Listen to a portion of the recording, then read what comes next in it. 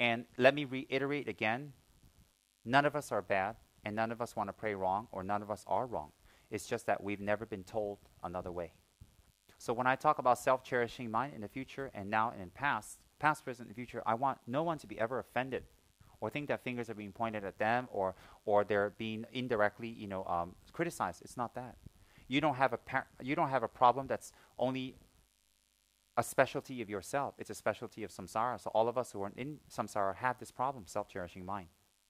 So when the lamas do preliminary prayers for you before teachings, and when the lama does aspirational prayers for you and preliminary prayers for you before teachings, and when the lama does dedicational prayers for you afterwards, and the lama actually asks you to memorize dedicational prayers and to do it according to the great masters of the past, is why those prayers and the words that's said are the right ways to actualize the potential of those prayers. So when we actually memorize those prayers, it shows our extreme enthusiasm toward doing things the right way, which can get the best potential out of them. So that's why the prayers very rarely talks about getting a wonderful partner or getting money or getting health. It very rarely talks about it. It talks about the highest achievement, which is bodhicitta, realization, shunyata, and enlightenment. Because within that aspiration, everything else below that is included. It is a given. It is a given. So therefore, when lamas do prayers for you beforehand, and lamas do prayers for you afterhand, it's very, very powerful because it is understood or it is taken for granted that they know how to do prayers and what prayers to do. So their prayers may be very simple, but if it's motivated by great aspirations, it's very, very powerful. So what we do is, when the Lama does preliminary prayers for us, it's actually a blessing. Why is it a blessing? It is a teaching of how we're supposed to pray.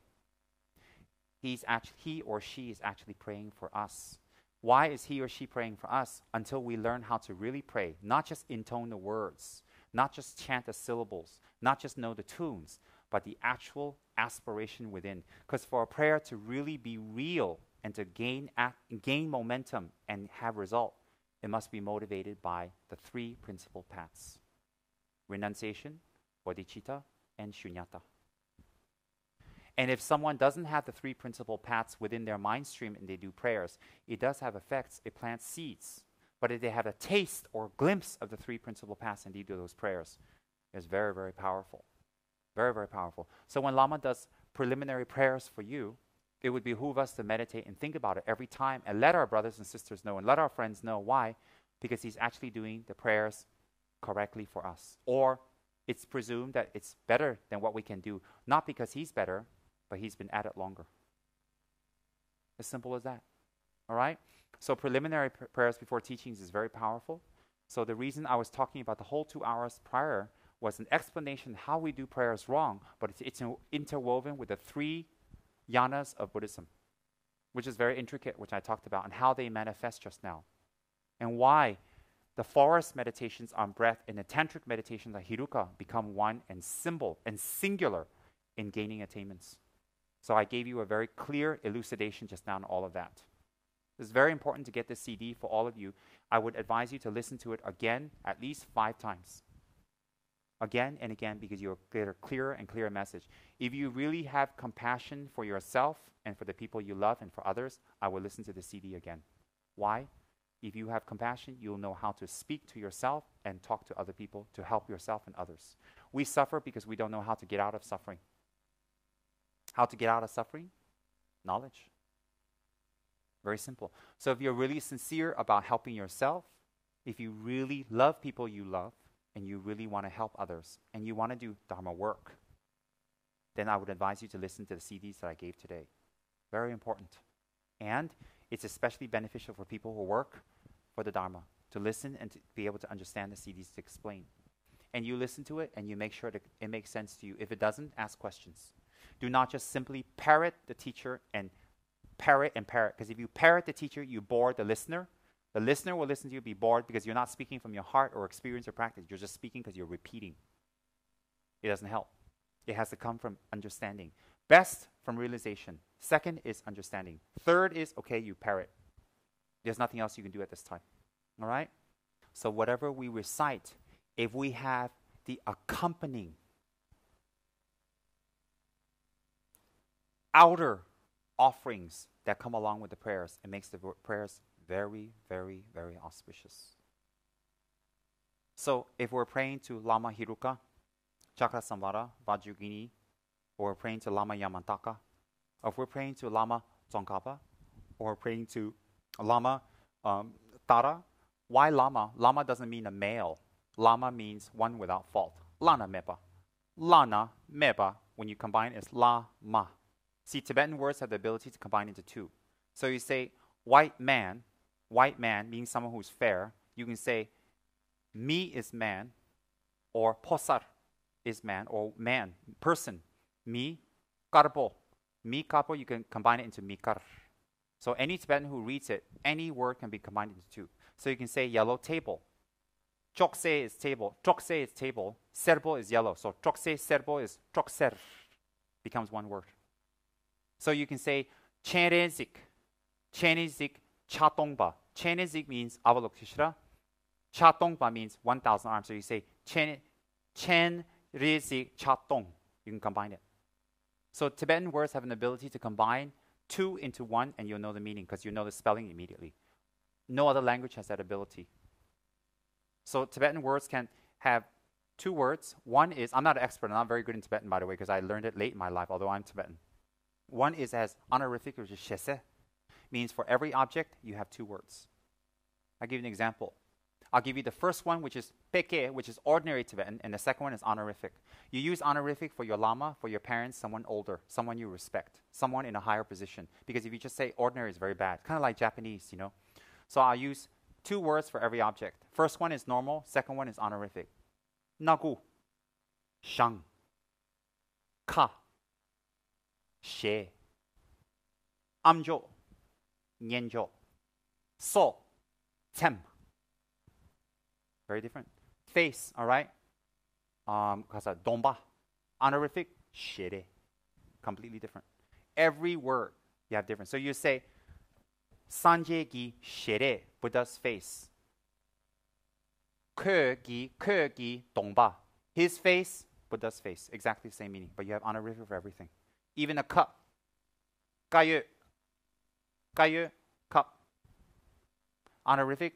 Then you say, oh, his cup, ke gi kayu, me gi kayu, her cup. For Lama, Rinpoche gi shekang.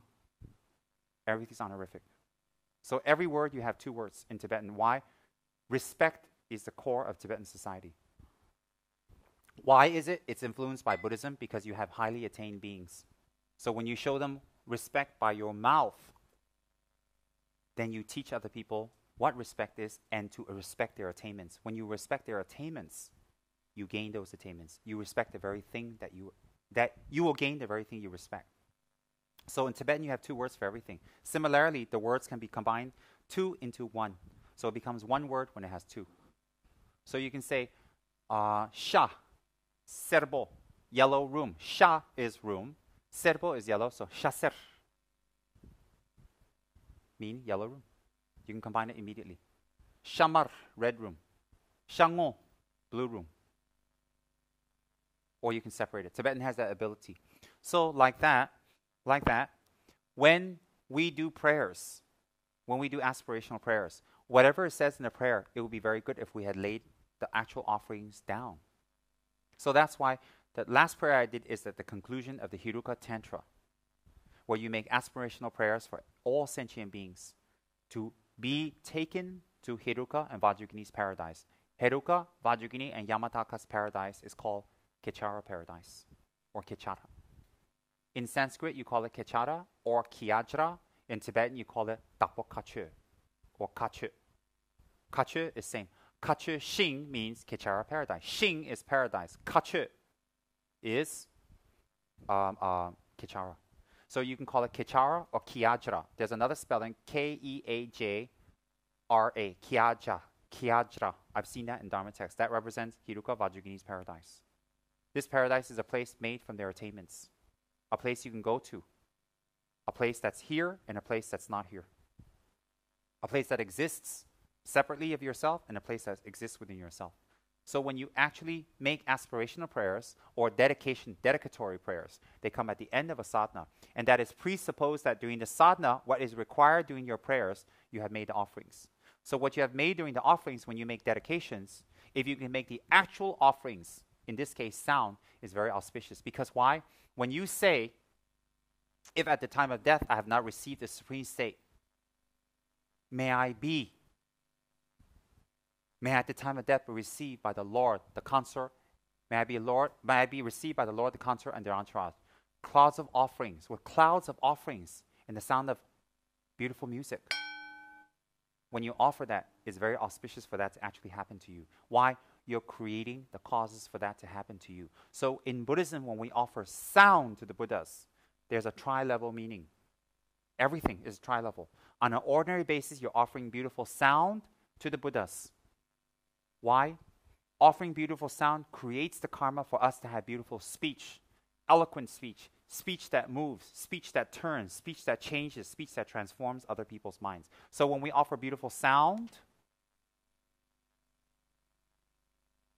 when we offer beautiful sound, depending on the ritual and depending on the meditation and depending on the instrument, when we offer beautiful sound, we gain the different types of realizations.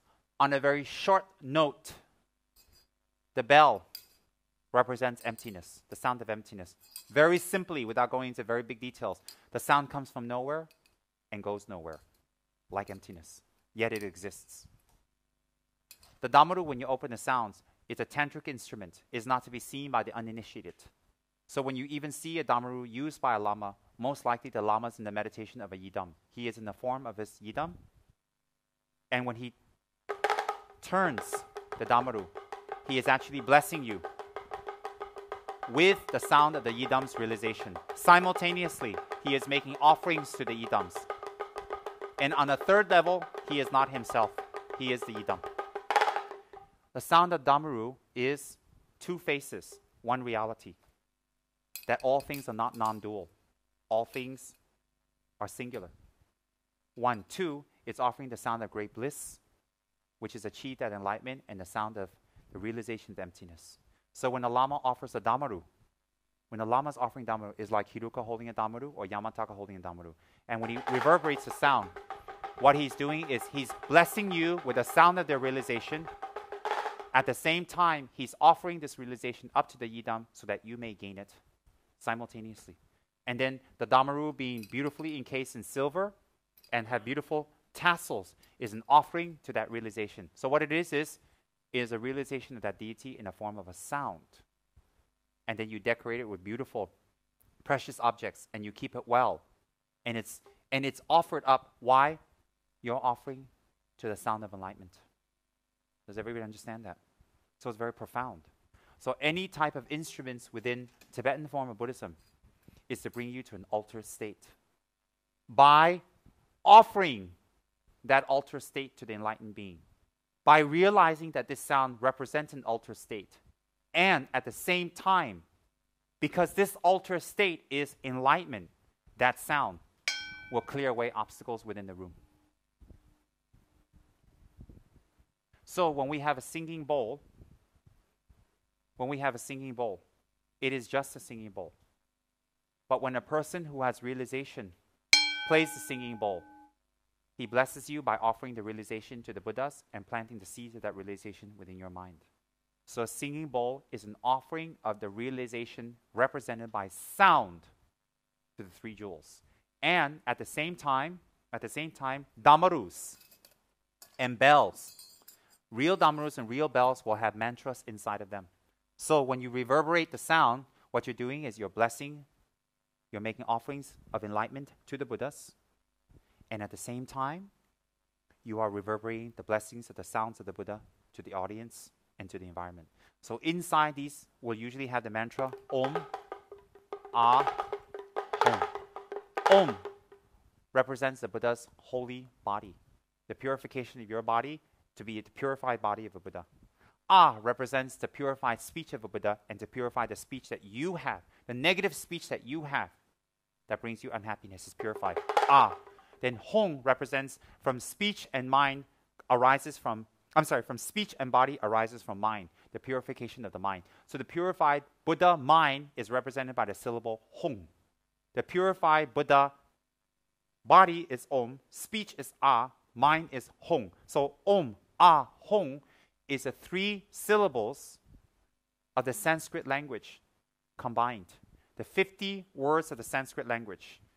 A a I I O O li li li li li li li A I O A ama ka nga zi zi nya zi zi na zi zi na pa pa ma ya ra la wa sha ka cha hong hong pe so ha. This is the 18 vowels and 32 consonants of the holy Sanskrit language.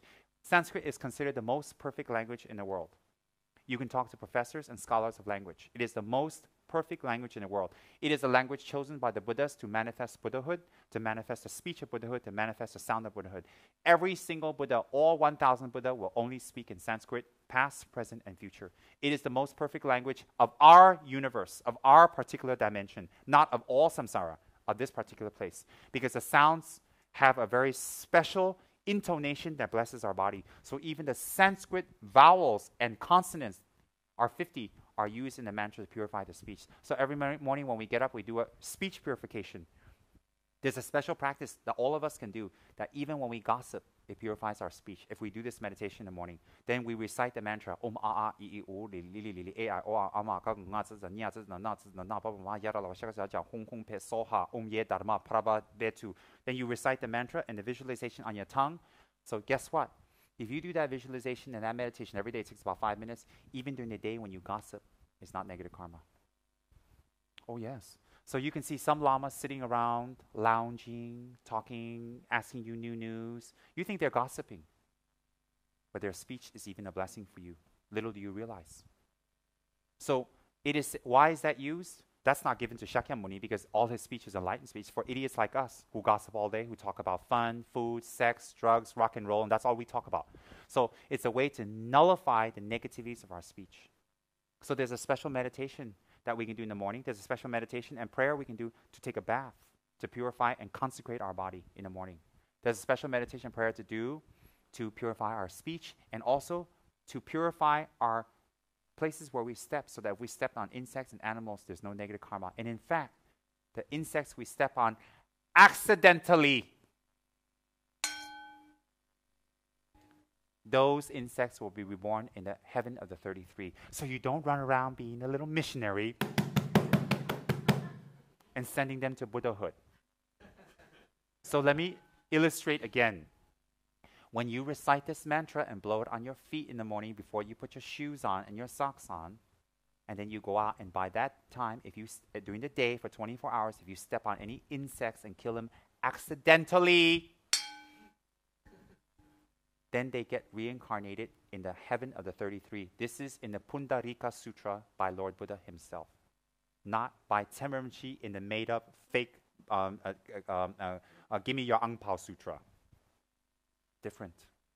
So even in the morning, if you want to do very basic preliminary practices of awareness and compassion, what is that? To be aware and to be compassionate, to even start your day thinking about others. Think of an insect. Oh yes. What is trivial and what is not trivial, actually? What is trivial and what is not trivial? There's no triviality in the mind of an enlightened being. So therefore, even when you get up in the morning, you can do a mantra and a prayer to blow on your feet. And then, when you walk that day for 24 hours until the next day, all that you kill by accident is reincarnated in a better place by the power of that Pundarika mantra. And then there's a special mantra to blow on the minute you get up on your rosary, that whatever mantras you do, the power of the mantra is increased by 100,000. Then at the same time, there's a special thing you can do, a prayer you can do in the morning to bless your speech. That whatever you speak for the 24 hours, although it may be gossip and sex and drugs and rock and roll, it doesn't equate to that negative karma. It's nullified. Imagine that. Paris is like, excuse me, can I have the oral transmission for that? Oh, yes. Why? It's for people like us who can't control ourselves right now. Isn't the Buddha compassionate?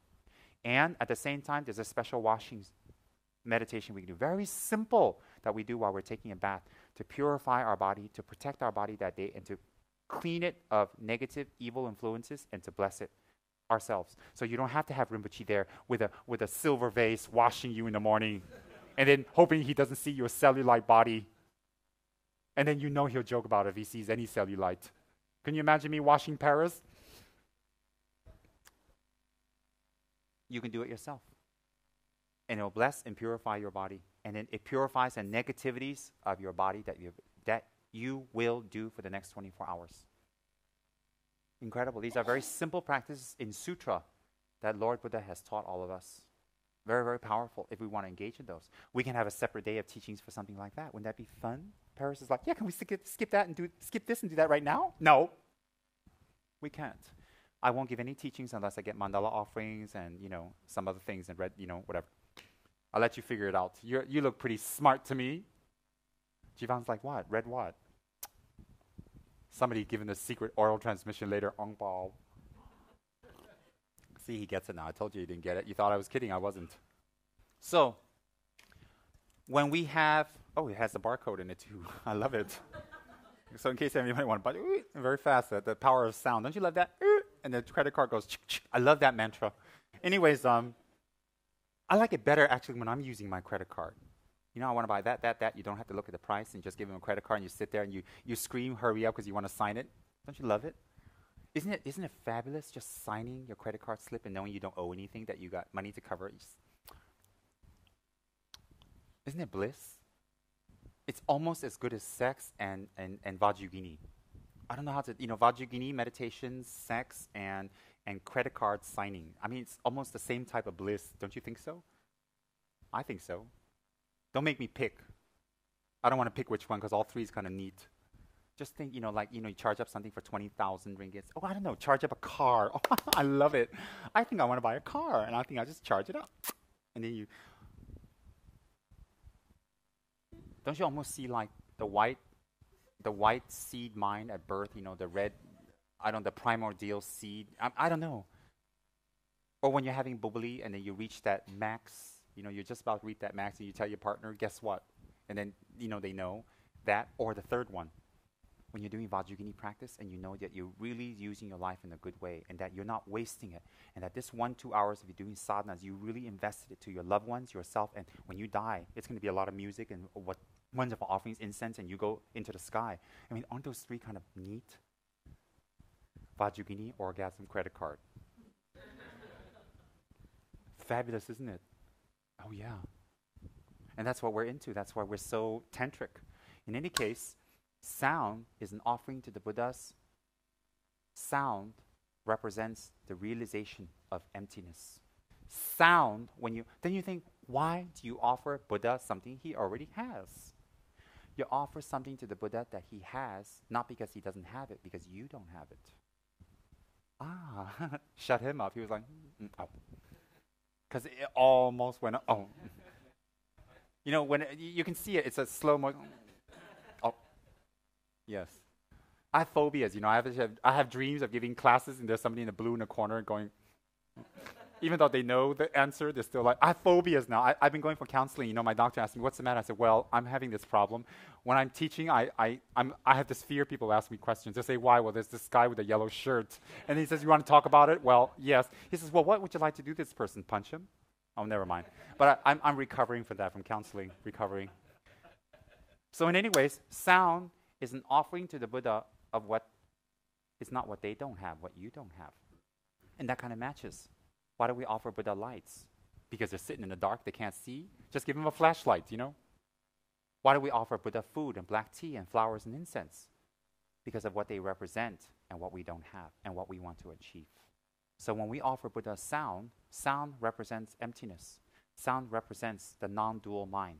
Sound represents the ultimate realization that release us from samsara. Listen to me carefully. You can realize emptiness and never take rebirth again. But you're not a Buddha. But there are beings who don't have bodhicitta and compassion, full compassion, and have left samsara, but not enlightenment on the basis of emptiness. But there is no beings with compassion and no realization of emptiness that can leave samsara. An example, a Hinayana Lohan, a Hinayana Arhat has a realization shunyata, but no compassion. Yet they do not have to take rebirth. The secret to cutting rebirth is not compassion. The secret to cutting off rebirth is the realization of emptiness.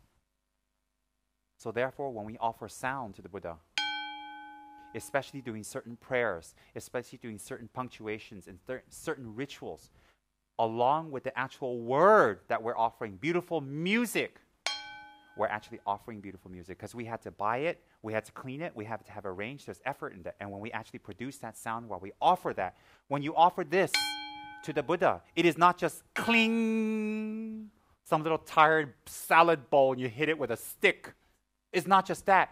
When you offer the sound of music, if I do not obtain this supreme state, if I do not attain the supreme state in this life, may at the time of death we receive consort and their entourage. With cloud, the Lord is Chakra Samvada, Hiruka. The consort is Vajragini. And their entourage is the 64 deities on their entourage. May I be received at the time of death by the Lord, the consort and entourage. With beautiful offerings and auspicious sounds. When you say auspicious sounds, it isn't one little cheapskate singing bowl that you got a discount 20% off from DMT. It is the orchestra. It is trombones and saxophones. It is the bina. It is rock music.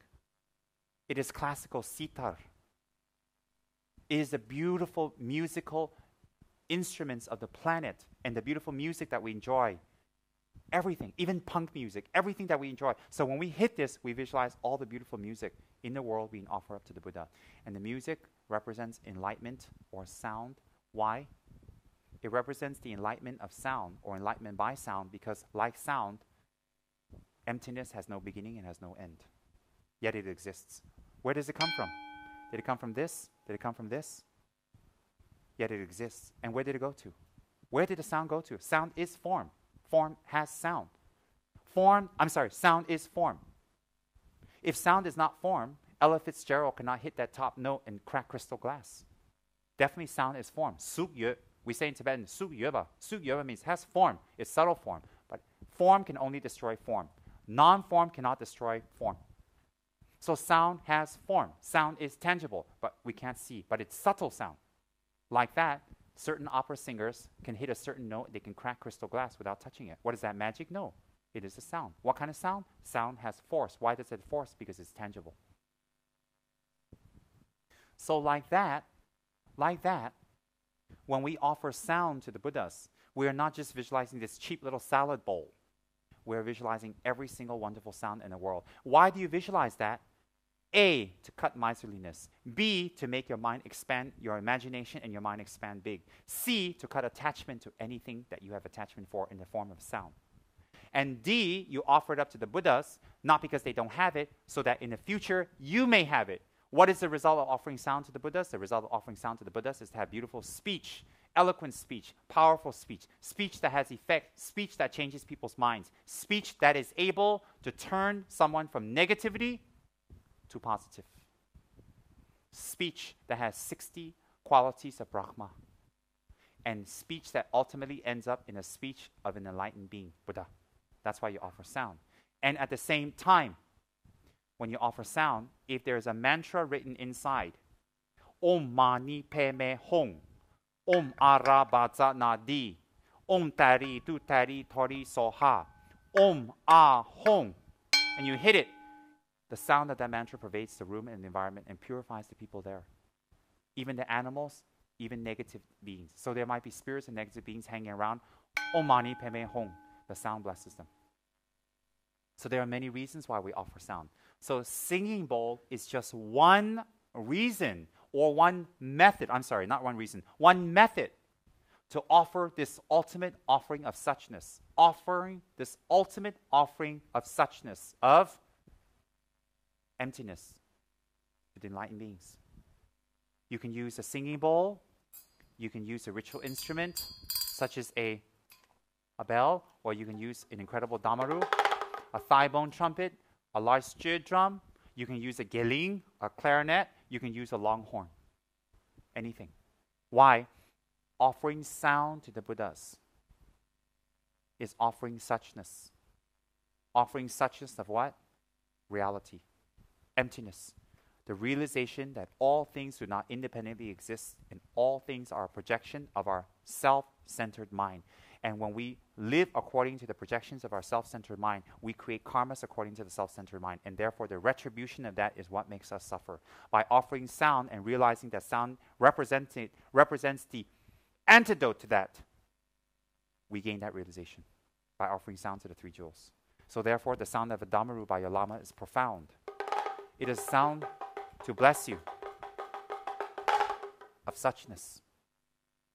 A, when you offer sound, you are offering something that you wish to attain in the future. The 60 melodious qualities of Buddha's speech. The speech that is able to transform, calm, reverse, change another person's mind, no matter how incredibly deep they are in samsara. And also a type of voice and sound that you are able to permeate the Dharma into the 10 directions. That when you speak, your voice will shine through very powerfully to hit other people very deeply, to make them practice or to change their mind. And at the same time, you're offering realization after the Buddhas. You're blessing the environment. So when we get a singing bowl, it doesn't sing. It's just a bowl. What we do is this: it will be very wise to write a mantra inside.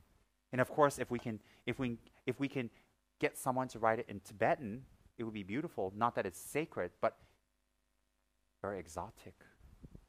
Just imagine a singing bowl with a fabulous Om Ahom written in Tibetan. I mean, or it's like O-M, A-H, Ah. And then home. What's that? Home? Hum? Hum what? Come along? They'd be like, what's that? Imagine Tibetan. Om Ahom. Om is Buddha's body. Ah is Buddha's speech. Hong is Buddha's mind. So every time you hit the singing bowl, Om Ahom, you're blessing the whole environment with Buddha's body, speech, and mind. So on a very simple level, it is a blessing of the environment with the Buddha's body, speech, and mind. On a very high level is an offering of suchness. Questions on the singing bowl? See, Henry, even on the singing bowl, there's Dharma to be explained. Because 6 weeks ago, he was like, I won't tell you. Yes, I see your armpit again. Yes.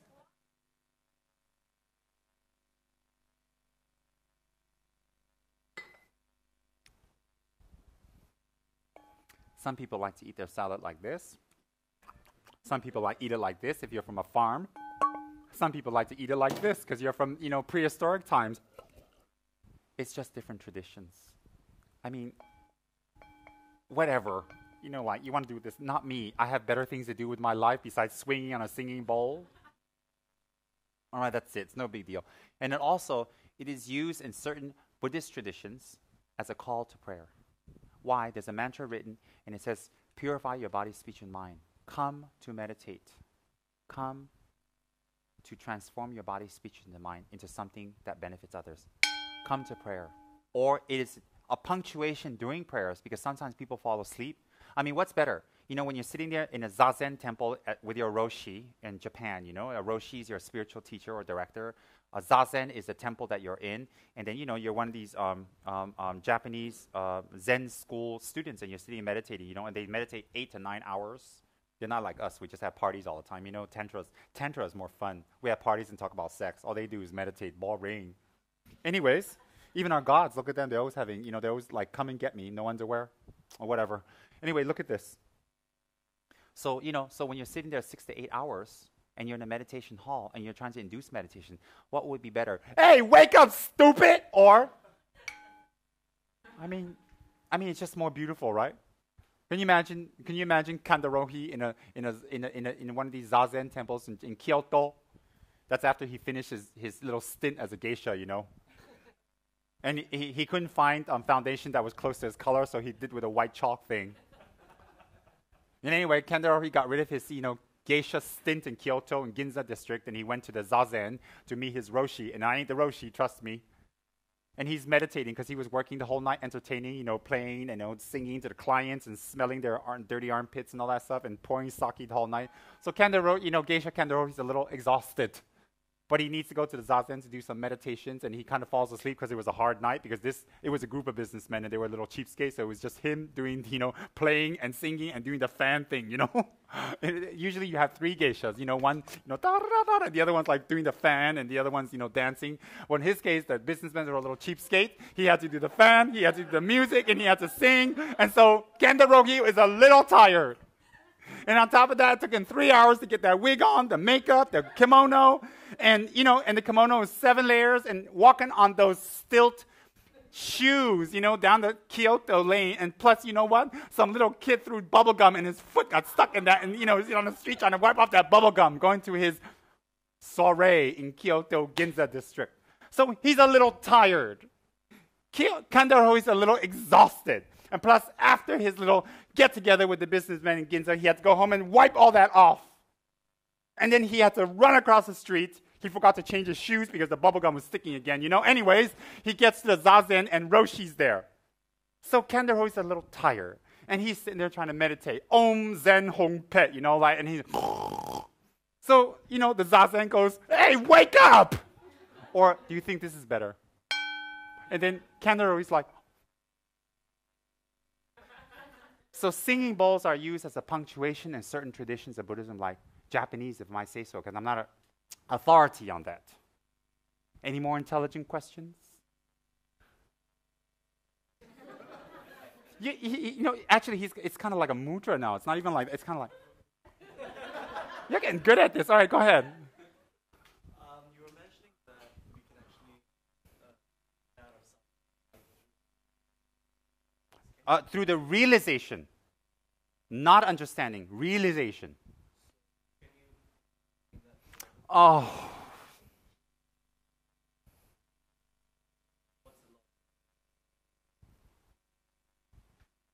Oh, there's plenty, but I've got to bring it down to your level. Oops.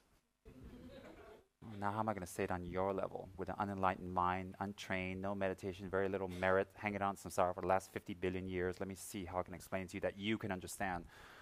Oh, let me think. All right.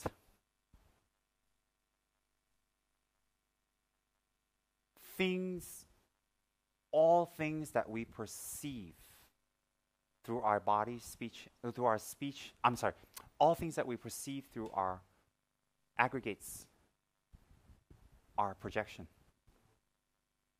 That projection is based upon a mind that sees dualism. That dualistic mind that sees all objects as projections and at the same time feeds all phenomenon and produces more projections and feeds the projections. Therefore, we live on this projection and we live according to this projection, and then we feed more of it, and then we get more of it.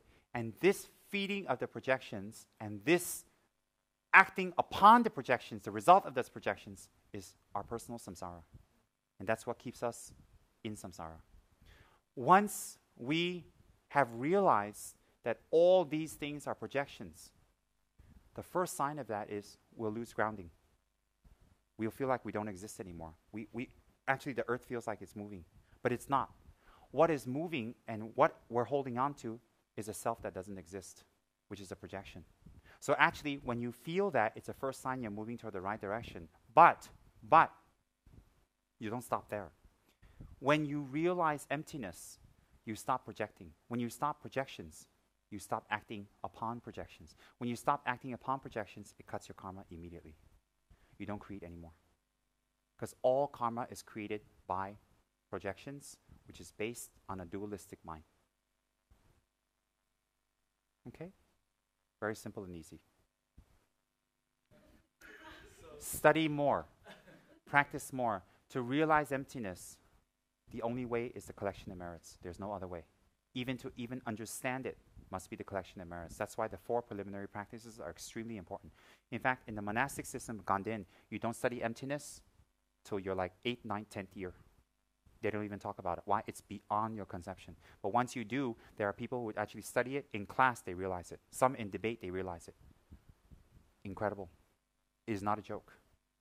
And you don't even talk about it at this level. Why? You don't have the facility to understand, you don't have the merits to support, and you don't have the realization, even basic realization, to grasp. And so, to realize emptiness, unlike other realizations, pure and simple, the collection of merits is extremely important. So once you cut this kind of mind that grasps at projections, that operates on the basis of projections, you leave samsara. You don't create anymore. So the only way to realize that is merits. What kind of merits? Merits that is directed solely at realization of emptiness, all your suffering will stop. All will stop. Samsara will stop within you completely. So when we do purification practices such as prostrations, it not only purifies the negativities of our body, it also, with the right motivation, it leads us to realizing emptiness. When we do the offerings, preliminaries, it's a great collection of merit. If we dedicate it toward the realization of Buddhahood, we will realize emptiness. All this is for realization of emptiness, everything. Once you realize that, you don't need to be in samsara anymore. When you don't need to be in samsara means you can be in samsara. Samsara is not in you. Therefore, you can wander around with people, act like them, talk like them, eat like them, experience things, have sex with them, eat with them, and slap them, and hurt them, and shout at them, and play with them, and give them gifts, and entertain them, and drive them around. Every activity you do for them is an activity, but it doesn't create more negative karma. It only benefits. Why? Because your activity is not based on the dualistic mind. It's not based on projections. But they don't understand. But with time, they'll understand that your actions are so-called enlightened actions. So certain lamas that do things that people don't understand, they call them crazy lamas. They call them mahasiddhas. Why? It's not that they're crazy, it's that we're crazy. Why are we crazy? We are still grasping on to the ego-tainted mind of projections of this is the way it's supposed to be, this is the way it's supposed to be, this is the way it's supposed to be, and all those projections are without basis. So because they're without basis, when a lama does something different than what we do, we say he's crazy. But actually, the real person that's crazy is ourselves. Why are we crazy? Because we're crazy enough to continue our actions to stay in samsara. So that's why I gave you the guys the book to study. The Mahasiddha and his idiot servant. And for all people around who read that book, they'll immediately say, that lama is crazy.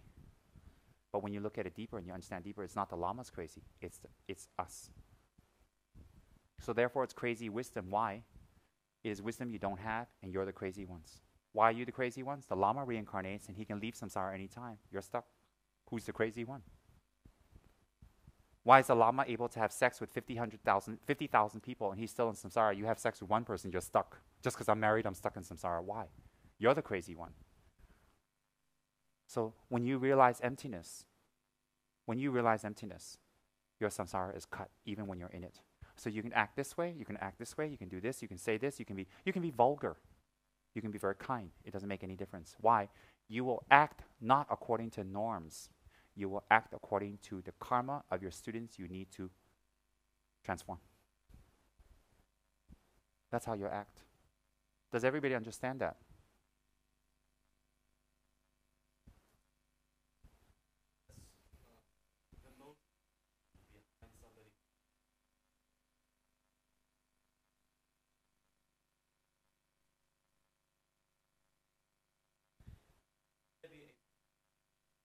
If someone who's realized doesn't work out of a motivation, it's spontaneous. There's no premeditation. It's spontaneous. So there is no motivation. It's spontaneous. Spontaneous what? To bring you to enlightenment.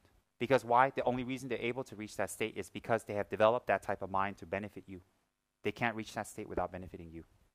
So since they arise, since their practice was to achieve that state, when they achieve that state, it arises from that state spontaneously. And whatever they do for you is to bring you to that state and no other, because that was the very reason they achieved that state, because that was the practice they had done to achieve that state. It's interconnected. A Hinayanist realizer of emptiness, not necessarily.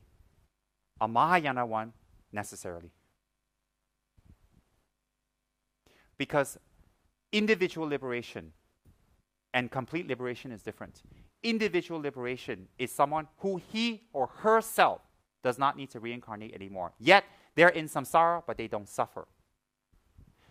A ultimate liberation or complete liberation is a being who is out of samsara and doesn't need to fall back, never suffers, and can bring others out of complete suffering.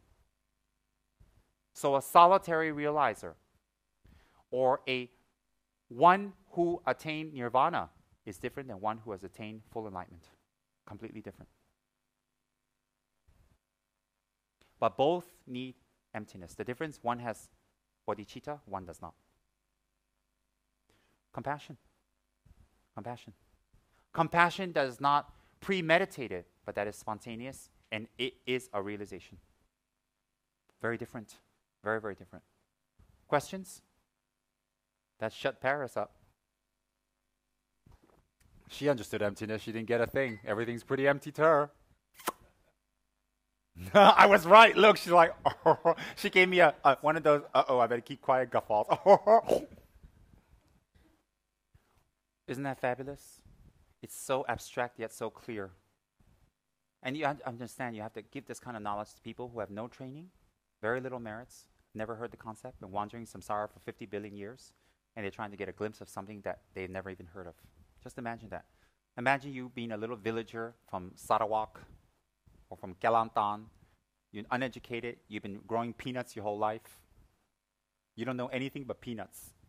And then they tell you about the imperial palaces of China and how it looks, and you're trying to visualize all this. Just imagine the little farmer.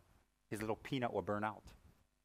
And that's what you're trying to do when you describe emptiness to people who are untrained, unversed, unstudied, unattained. No taste, no touch, no feel of it. It's very hard to perceive. It is not something that can never be perceived. It can be, definitely can be. A question from lovely Sharon. It moves, it speaks, it's alive. I thought you were a statue. I was going to come and offer gold on you. Yes?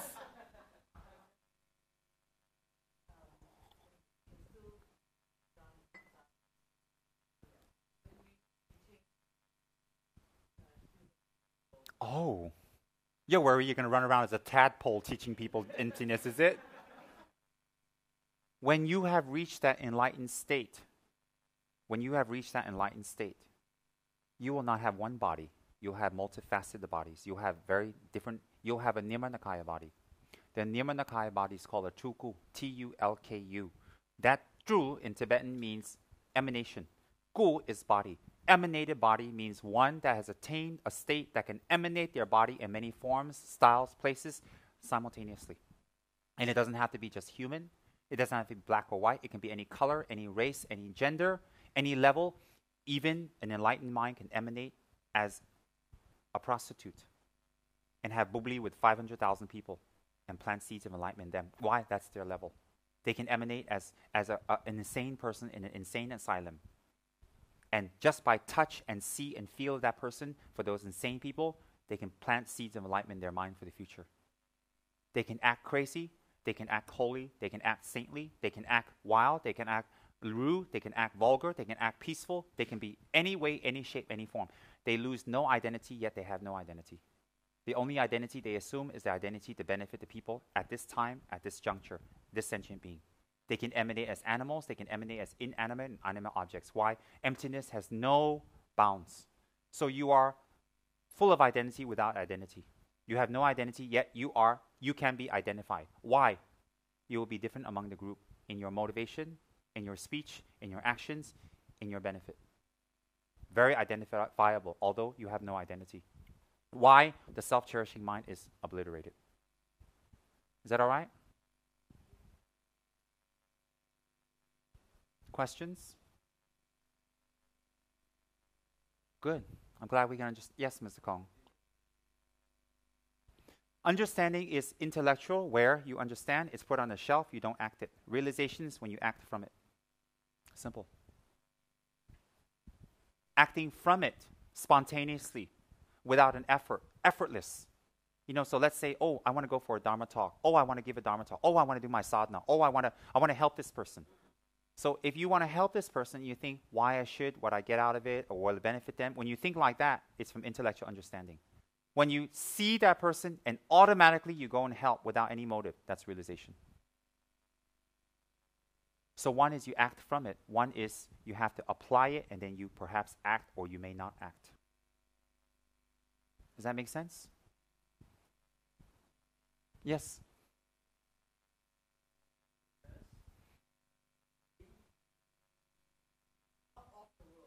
Well, it's very simple because we're just playing with words. All of us is interconnected. A Buddha is all interconnected with every single one of us. All of us are interconnected, so we have to be part of the world. We're not part of the world because our motivation and our realization distinct us from the rest, but we are all part of the world. We have to be. There's no way that we can be not part of the world. And the world, Pat, don't just think of planet Earth. Many dimensions. many existences that Buddha talked about, many, many planets. Let's put it this way. Buddhism endorses UFOs. And I have proof. Bloop, bloop.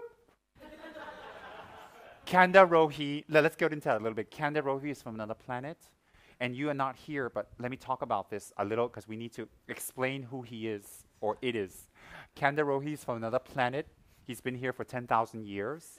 And they left him behind by accident because when they were, flying away, he was doing his Indian dance and he got carried away. And so he's been, the Aztecs in South America, they draw those big lines on NASA, like they think they're airfields. They are. He drew them to come back and pick him up. And that hasn't worked, and it's archaeologically, everybody's there, all the archaeologists, so he can't hang out there at the airport in, Peru anymore because, well, they found out that it was him. So now his latest invention is crop fields.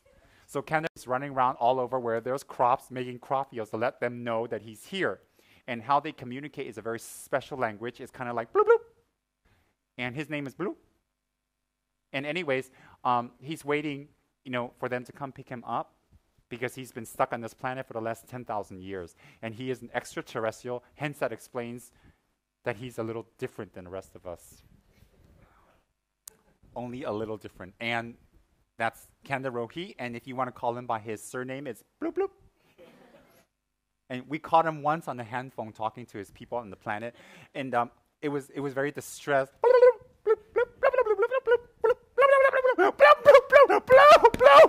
And then I have an interstellar translation machine, and it kind of said, please come and get me. This Lama is driving me nuts with his emptiness teachings. Get me out of here. I've been here for 10,000 years. Please, please. And then the translation back was, well, we don't make our circuit around that solar system for another 10,000 years. But look, those crop circles are not going to last that long.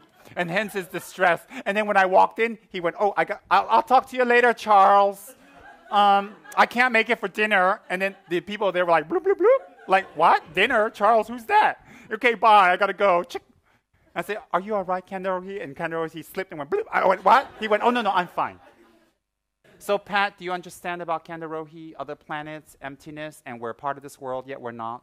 It's all interconnected here. Everybody's moving away from you. You're like, look, I swear, everybody's like moving away. Look at him. He's got this, I like you, but I don't want to be too near you stance. Look, and JT said, I'm still your friend if you don't touch me. and look at Andy. He's got his legs up ready to run. He's in a defensive. He's not looking at me anymore. He's watching you and looking at me to make sure that you don't bloop him. And I'll tell you about how they mate another time. But the sounds are kind of bloop, bloop, too. Yes, but it has a watery sound to it, a texture. But never mind. We won't talk about his mating rituals right now. But anyways, Kanda Rohi is with us for the next 10,000 years. And he's hoping that if he makes a lot of crop circles, it's like a protest. Because actually it's translated, I don't want to stay here. And then it says something like, I'm going to report you when I get back there. You're not picking me up. And then another crop circle says, I'll sleep with you if you take me back. There's all types of crop circle messages. He'll use anything to get back to his planet. He is from another planet, another dimension that Buddha did talk about, but not about him, but about another dimension. So anyways, that justifies what I say about Bloop here. Any more questions? What else is new? Yes. Sound is form, not just a tangible force. It is a form. It is a subtle form. Form means something we can touch. So sound is a tangible form, but it's in a subtle form. Proof of that is when people hit a certain note, you can crack crystal. Okay. Mind, no tangible form. Sight must have tangibility in order to perceive. Same result as in? No, definitely not. That's different. That's completely different. All right, questions?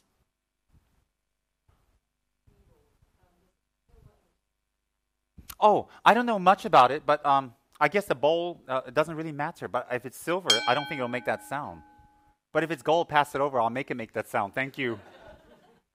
No, it can be brass. It can be copper. Is it? I really don't know. Materials. I'm not an expert on singing bowls. I kind of like enlightenment. That was pretty smitchy, wasn't it? That's good, though. Any other questions? So what we can do is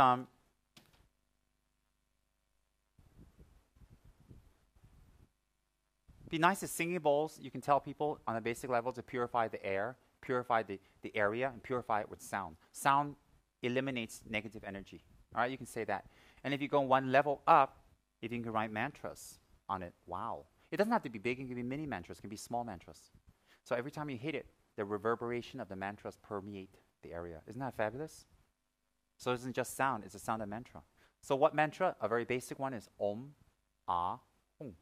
And you know, I can write these mantras out in Tibetan for you guys, and then people at the shop, they can just copy it over. Or you know what? They can give it to people on little sheets, you know, singing bowl sheets, and then they themselves can copy it and write it. Why not? And that'll be kind of a fun activity, you know, have your creative daughter do it, or something like that. You know, you can be a selling point. Hi, little girl, you look pretty artistic. You can draw that Om Ah Hum here. You want it? Mommy, I want it. Buy it. I mean, you know, another selling point. Get the little brat to make the mother buy it because she was artistic. Don't you love it? Evil, I know. Must what?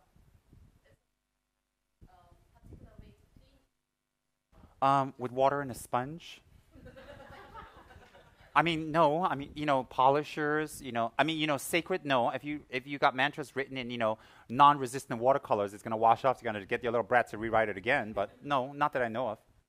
But if it's used for ritual, good question. I'm just kidding. If it's used for ritual, you wouldn't throw it in with the rest of the dishes in the pot. You know, simple as that. You would clean it separately out of respect because it's offered for ritual. Yeah. Any other questions about? We got a huge fascination for singing bowls, huh? Okay. Any other questions? No. Okay. I like it when hands are like that. He's like. And now he can't switch the hands because it's looking a little funny, but caught red-handed.